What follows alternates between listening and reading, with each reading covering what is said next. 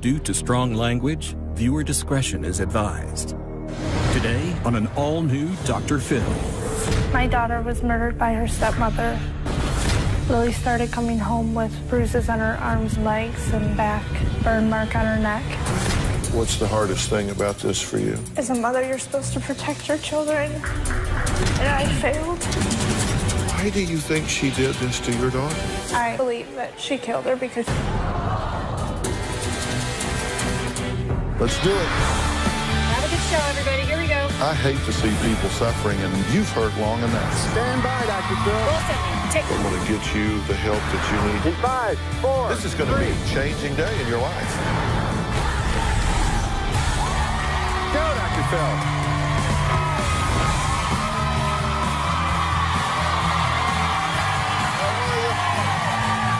Hey, guys.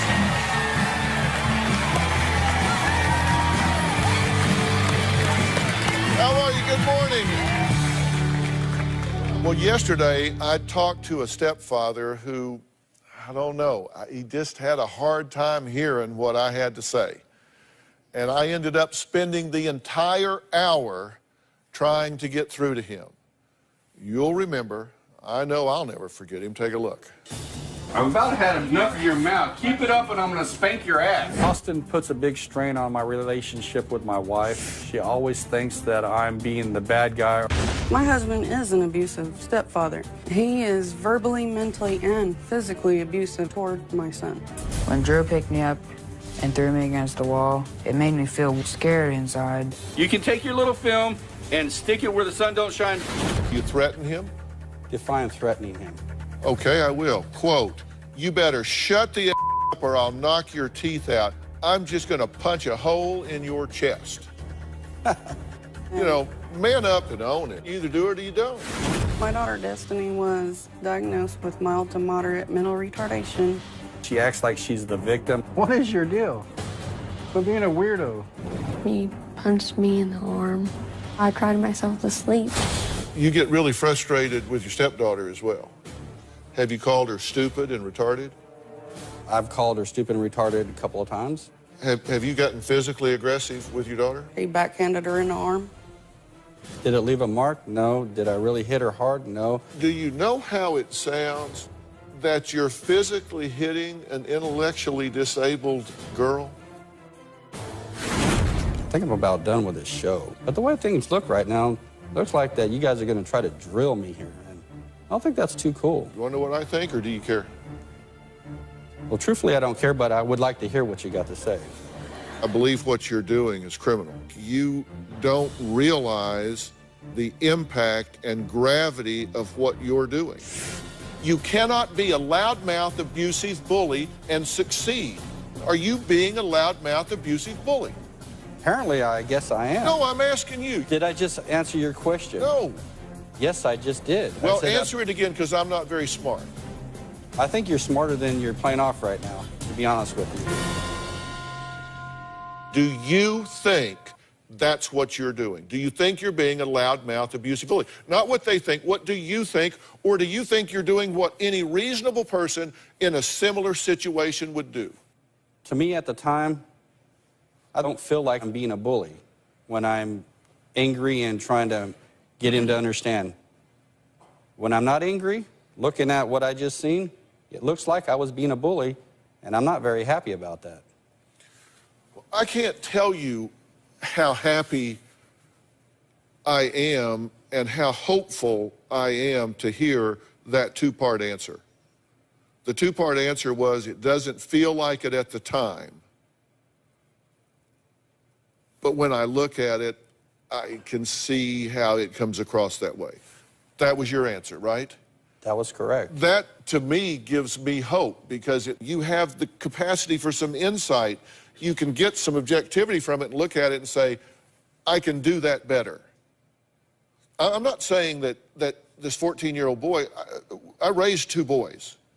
They both went through 14. Teenage brains are not fully developed yet. And in fact, at 14, they're starting a pruning process where they're actually cutting back certain things. They don't reason well. They don't have maturity. And so what we hope is that the parents are the center, they're the calm in the middle of the storm, that they model things. And I'll tell you what you're modeling for him is creating rage. Because here's what happens. He is so enraged at you, but he can't really do anything about it. She won't protect him from you, and he can't overpower you, so he just sits there and just builds a rage inside like you can't believe, and the first chance he gets, he's going to vent that rage. That's why children that are abused are at risk for coming into conflict with authority, for going to jail, for going to juvie, to going to all of these places. Those kids are higher risk than kids who are not abused because they have all this rage building up inside and they eventually get out and express that rage. You're not teaching him to be a man, you're teaching him to be in trouble. Well, I guess apparently I've been doing things wrong. Yes. But you can do them right.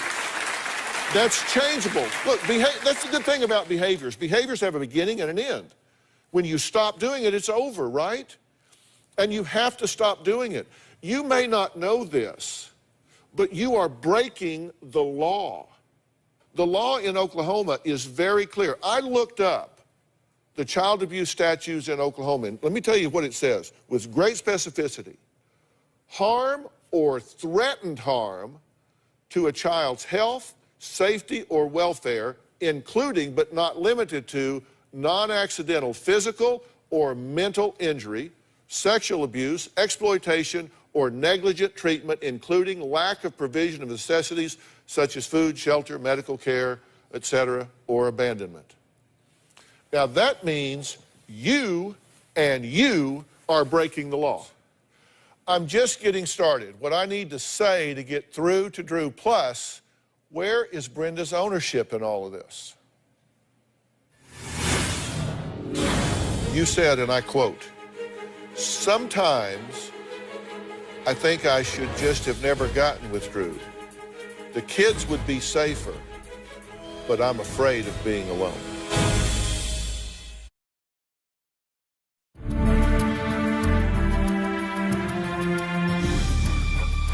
You're failing to protect these children. You know it's happening. Failure to report that is breaking the law. You're breaking the law. You're not protecting, and you're failing to report to those who could protect. So this isn't me saying this. This is the law saying this. Meet Dr. Charles Sophie right here. Dr. Charles Sophie is the medical director for the Los Angeles County Department of Child and Family Services. He is the medical director for what is in Oklahoma, CPS. Are they breaking the law? They're breaking the law. In what way, and is this a reportable offense? Well, I mean, she's not a protective parent. So if she can't protect her children from anybody, that's breaking the law. And then not calling it into the child abuse hotline. Even if you feel helpless and you're stuck, you can still reach to him, you know, and call and get a barrier between him and protecting your children. Because they're probably as angry at you as they are at him because you can't protect them. And then he's breaking it the way he behaves. The verbal abuse, the physical abuse, the threats. You said, and I quote, "Sometimes I think I should just have never gotten with Drew. The kids would be safer, but I'm afraid of being alone." There's been lots of times where I have thought about it and I actually had to leave before. I was gone for a week and I took my kids with me. And it was because of a similar situation. So I do protect my kids in that way, and maybe I didn't take them away whenever I should have. Like, when he's blowing up, I should just leave. Look, he needs help, and I think he is open to getting that help. He asked me a legitimate question. He said, give me another way to cope. Give me some other tools. If it's not to just have to control him physically, mentally, emotionally, tell me what else I can do. Do you believe that you need to change the way you're doing it? I'm not very happy with what I've seen. Apparently, I don't understand that it's happening the way it is. But from seeing what I did, yeah, I'm not doing the right thing, being basically a bad parent. And that doesn't settle well with me at all. You have to understand something that I don't think you understand. When you berate somebody, when you call them a demeaning name, your theory might be, well, you know what, that'll cause them to say, all right, then, man, I'm going to get up and do better. That's not what happens. What happens is their self-esteem is eroded, their self-image is eroded, their self-worth is eroded. Children have a way of figuring out how everything in their life is their fault. You heard him say, they fight because of me. If you have financial trouble, if you have trouble between you, if there are issues with the family in any way, children have a unique ability to figure out how they did something to cause that. And they feel guilty. And to him, he so wants to please you. He so wants your approval. And it doesn't look like that, and he does push your buttons on purpose. I have no doubt of that. He does push your buttons on purpose. But he wants your approval. He's hungry for it, so hungry for it. And then when you reject him and say you're stupid, you're lazy, and you're this and that and the other, then he just feels like a failure. That doesn't make him want to do better. It makes him think he can't do better because he can't please you. Your approval of that boy, your approval of that girl, your acceptance of those kids is such a powerful tool. It is such a powerful tool that you can change their behavior through a reward system rather than a punishment, intimidation, and threat system. You can truly change their behavior with love, acceptance, and guidance, even if you have to hide behind a bush and catch him doing something right. Oh, don't get me wrong. When he does something right, I tell him. But let me tell you, it takes 1,000 attaboys to erase one, you're an idiot. That sticks with them forever. Imagine how they feel every day when they wake up. They never know when the torment and the mistreatment is going to end because you're not doing your job.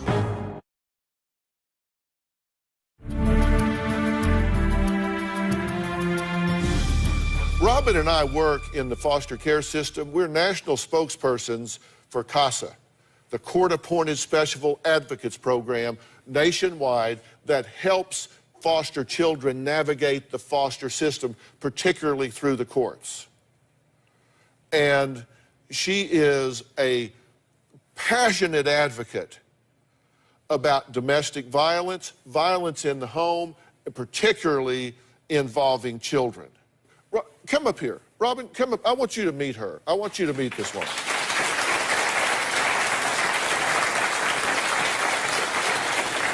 This is my wife, Robin. Say hello, Robin. It's good to meet you. Nice. This is Brenda. Hi, Brenda. Okay, Nice you could have my seat. Oh, okay. From a mother's perspective, what do you say to her is her duty, her responsibility for these children? Yes, I was sitting with Philip last night when he was working on this show, and I was watching the tape, and it really broke my heart, and it really made me upset. It made me mad because I just kept saying over and over, you're not doing your job. Because when you gave birth to those children, when you gave birth to your babies, you created yourself a full-time job. That day, a full-time job that would last for the rest of your life. Your job is to protect those babies, to nurture those babies, to keep them safe. And you're not doing that. You're not standing in the door of their home and keeping out the bullies and making sure that they're happy and feeling safe and warm and protected. Imagine how they feel every day when they wake up and they know that today's going to be just like every other day, because there's not anyone in their life that's going to take care of them. And you're that person that they need. You're that person that they should be able to depend on.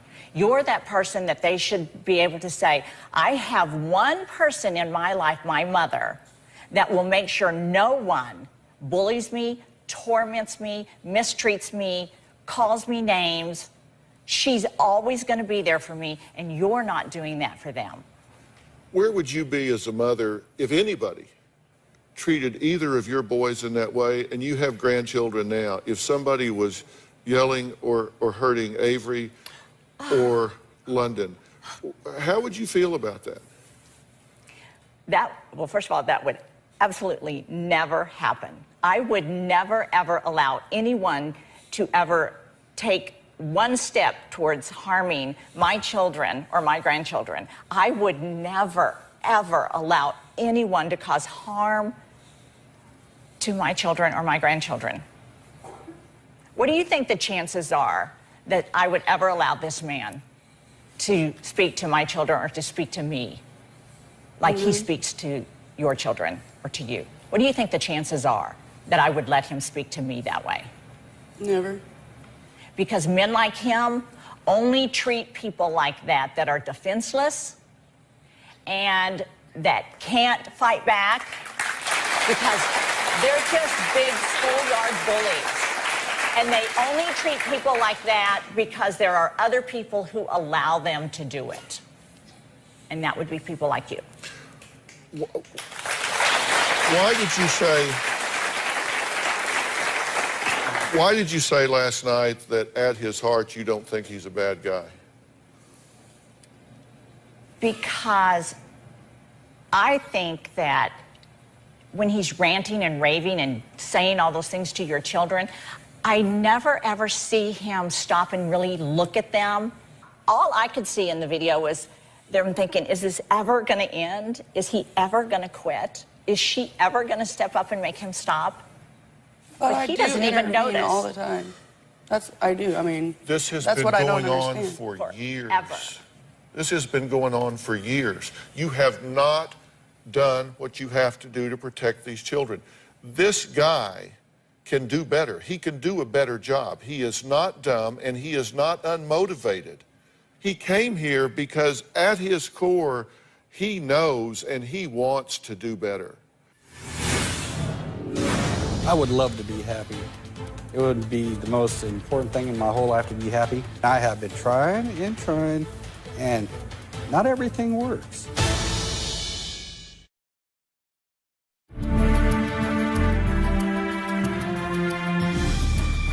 I don't think this is an evil guy.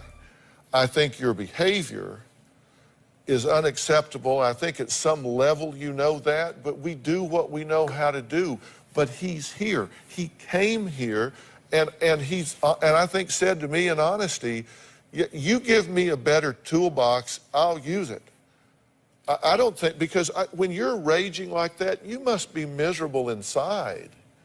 By all means, I am. They even said in the video they want to get along with him. They even said that they wish that they could all be happy, that they want him to be happy, they want to get along with him. They do. I would love to be happy. It would be the most important thing in my whole life to be happy. That's what he wants. But I got to figure out how to get it there, and I have been trying and trying, and not everything works. And we have to understand, you both are dealing with children that present some management challenges.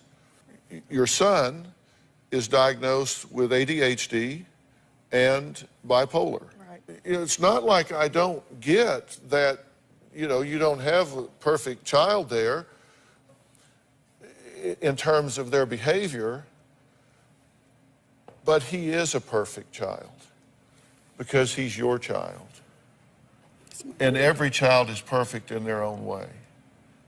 And because you have some additional management challenges, you have to have some additional management tools. Because admit it, what you're doing is not working. It's getting worse, not better, right? That's exactly true. And that doesn't mean that they can't be infuriating at times. What it means is you can't be infuriated. And what I am going to offer you is to personally arrange for you to get some help. And I'm not talking for you to get some help just as a parent, but to help you. You said, I'd love to be happy. One thing I know, when people show anger, it's just an outward manifestation of hurt, fear, and frustration. You got to work some of these things out, because what's going to happen if this continues is somebody's going to get in trouble, and the hurt's going to continue. These children are being harmed now. This has to stop. It has to. Due to strong language, viewer discretion is advised. Today on an all-new Dr. Phil. My daughter was murdered by her stepmother.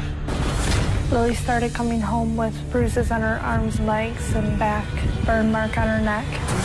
What's the hardest thing about this for you? As a mother, you're supposed to protect your children, and I failed. Why do you think she did this to your daughter? I believe that she killed her because... Let's do it.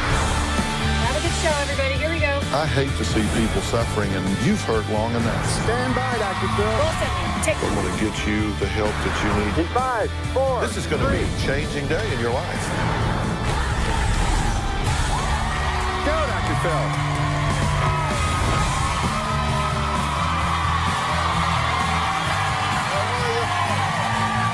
Hey, guys.